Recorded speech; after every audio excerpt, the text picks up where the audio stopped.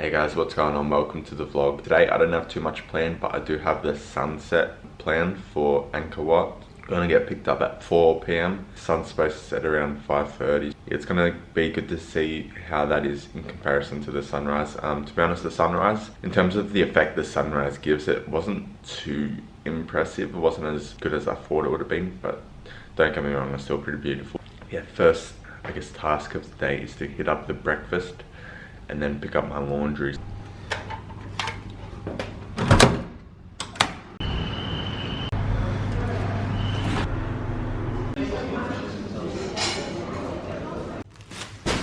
Just got my washing done. It cost me $2.50 for 2.5 kilos, so $1 a kilo.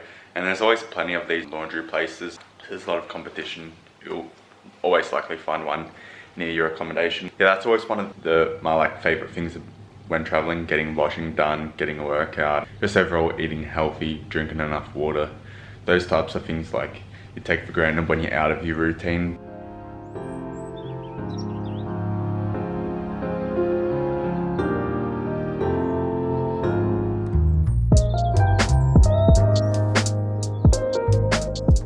Got lunch there. Got some lemongrass chicken burger and a mango daiquiri. The burger was smaller than I thought. It cost $13 in total, but the daiquiri was a lot bigger than I thought. Hit me a bit. Anyway, I picked up some souvenirs, picked up a magnet, because I've got to pick up a magnet at every country I go to. I picked up these coconut rice cakes, cost me $1. Yeah, just sitting by the river.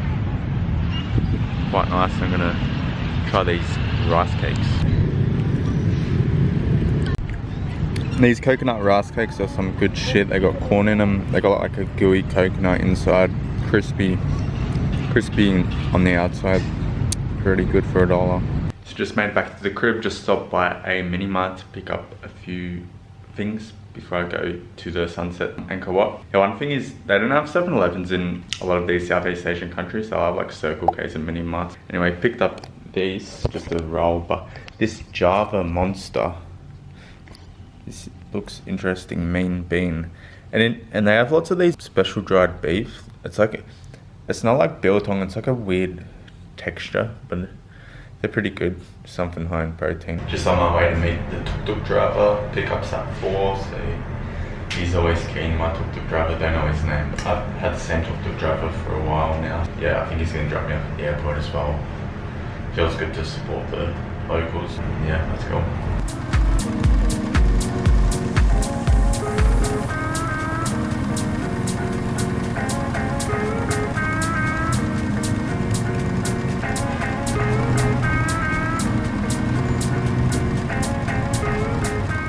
Just arrived here at the entrance of Angkor Wat. It's just past 4:30. Sun sets at like 5:36. One of the cool things about coming to Angkor Wat is walking on this. It's like a jumping castle. Pretty fun, but there's a bunch of people here still. It's hard to tell if there's more or less people than in the morning. Yeah, so we've got about an hour till sunset. So at first when I was walking here in the morning, I thought that there was Angkor Wat because I couldn't really see. I was just following everyone, so I actually thought that was Angkor Wat. How you doing? I just wanna fuck bad bitches. All them nights I never had bitches.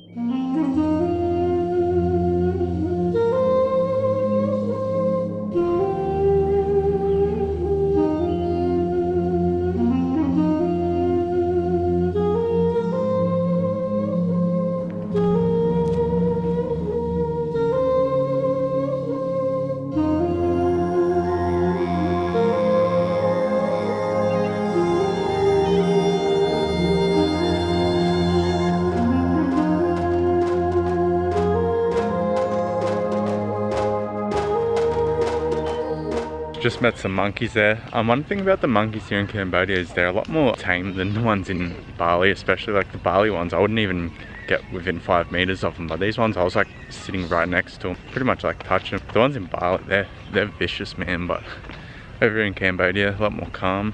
Now I don't think this sunset's going to be quite what I thought. I thought the sun was going to set like over Angkor Wat over there, and it was going to like be a little orange ball and slowly like peek under the temple. It seems the sun's setting there, going behind the trees. Yeah, might be quite disappointing actually. I thought it was going to be better. I think that was the sunrise they were talking about, but on the day I had the sunrise, it wasn't, it was a bit cloudy, a bit overcast, so it wasn't quite that effect. Yeah, it looks like the sun's setting down there behind the trees. So I took an L with that visit. Yeah, I thought I was going to see a beautiful sunset setting over Angkor Wat, but it wasn't to be, so guess I may as well head home and say goodbye to Angkor Wat. Yeah, one cool thing is this like little hot air balloon. As you can see down there. It's quite cool when you look from Angkor Wat facing that way. It's quite cool in the distance. Yeah, gonna meet my tuk-tuk driver. And I think he told me the sunset's nothing special. Probably should have just listened, but I thought he was saying that because the plan was to take me to other activities which he would make more money from. Guess I'm gonna head back to the crib. So I'm back here at the crib. I just had some dinner at a pub street. Now I'm gonna go hit up Angkor Mussel again. I've just been sipping on this Java Monster I picked up earlier, and it's actually like an iced coffee.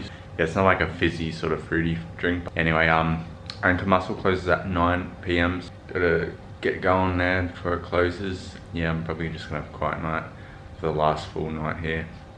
One thing about pub street is I thought it would be a lot more like, you know, people drinking like actual pubs and like bars and stuff, but it's a lot more like sort of family friendly, just restaurants. It's not what I was expecting, especially because it's called pub street. So wrapped up there at the gym. Yeah, there was a lot more people than I thought that would have been there for a Saturday night. Yeah, tomorrow I'm heading to Laos, flying to Luang Prabang, probably pronouncing that wrong. Yeah, the flight cost 192 Australian dollars. Yeah, that's not the capital, so I'm pretty much working my way down south from the north. Yeah, that flight's at like 4:45 PM. I've got some time to do a bit of touring.